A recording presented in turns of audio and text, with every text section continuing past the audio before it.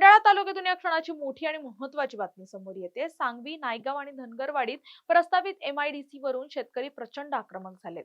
भूमी अभिलेख विभागाने चुकीची मोजणी करून देवस्थान आणि शेतकऱ्यांच्या जमिनींवर अतिक्रमण दाखवल्याचा थेट आरोप ग्रामस्थांनी केलाय। विशेष म्हणजे क्रांतिज्योती सावित्रीबाई फुले यांच्या जन्मगावात MIDC प्रकल्प नको अशी ठाम भूमिका घेत भूसंपादन थांबवा, नाहीतर 15 ऑगस्टच्या ध्वजारोहणावर बहिष्कार टाकू असा थेट इशाराच ग्रामस्थांनी प्रशासनाला दिलाय। शेतकऱ्यांच्या या एल्गारामुळे संपूर्ण सातारा जिल्ह्यात खळबळ उडाली आहे।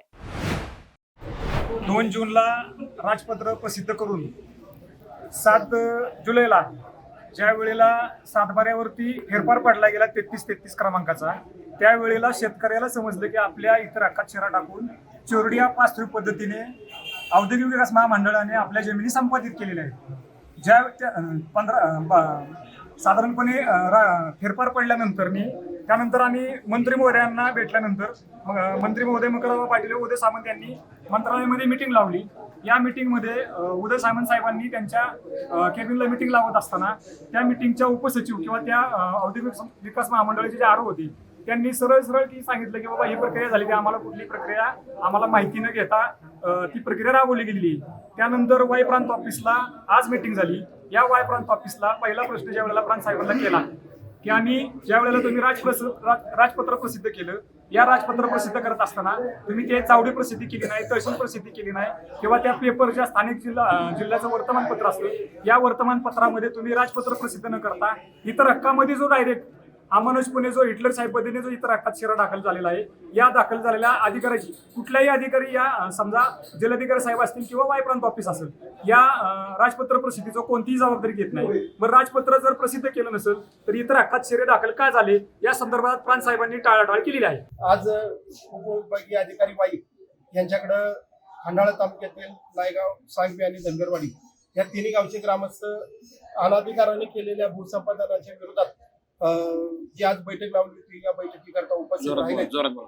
ज्या बैठकीच्या अनुषंगाने या ठिकाणी उपस्थित राहिले तो विषय होता संपादनाचा, की खासगी कंपनीच्या मागणीस्तव MIDCनं बेकायदेशीरपणे या ठिकाणी शेतकऱ्यांची जमीन संपादित करण्याचा जो घाट घातलाय त्या संदर्भात ही मीटिंग होती। खरं तर खासगी कंपनीनं MIDC करत असताना ज्या गावामध्ये जमिनीची मागणी केली आहे ते गाव ज्ञानज्योती सावित्रीबाई फुलेंचं जन्मगाव आहे।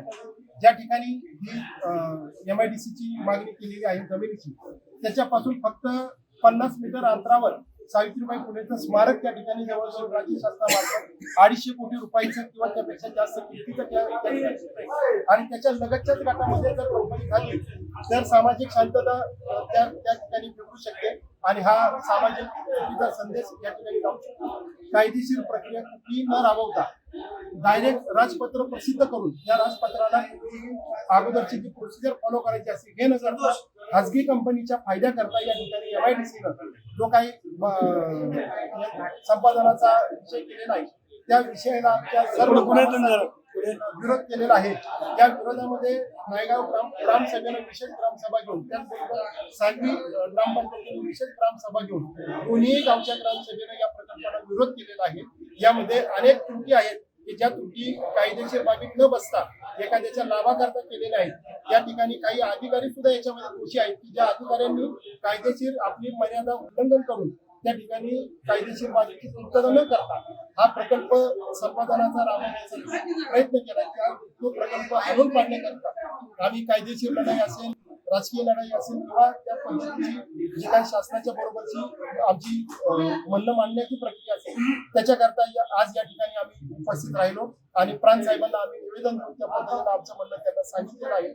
आपल्या या माध्यमातून, आपल्या मीडियाच्या माध्यमातून मी विनंती करतो की सावित्रीबाई फुलेंच्या या जन्मगावामध्ये या स्मारका शेजारी ही अशा पद्धतीची जर कंपनी उभी राहत असेल तर याच्यामध्ये देशभरातून मोठे जन आंदोलन उभं केलं जाईल आणि याचे सर्वस्वी परिणाम या कंपनीला, शासनाला भोगावे लागतील।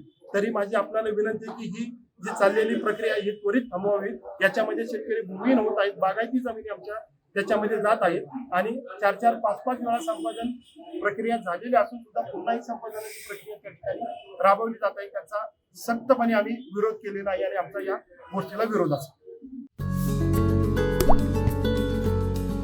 आता जोकासू STP या अत्याधुनिक जॅपनीज तंत्रज्ञानाने सुसज्ज quick installation energy efficient, noiseless blowers, low maintenance या आणि अशा वैशिष्ट्यांनी परिपूर्ण जोकासू एसटीपी तंत्रज्ञान प्रकल्प उभारणीपासून ते विक्री पश्चात समाधानकारक सेवा देणारी, भारताबरोबरच परदेशात देखील प्रकल्पांची यशस्वी उभारणी करणारी company Deccan water treatment private limited.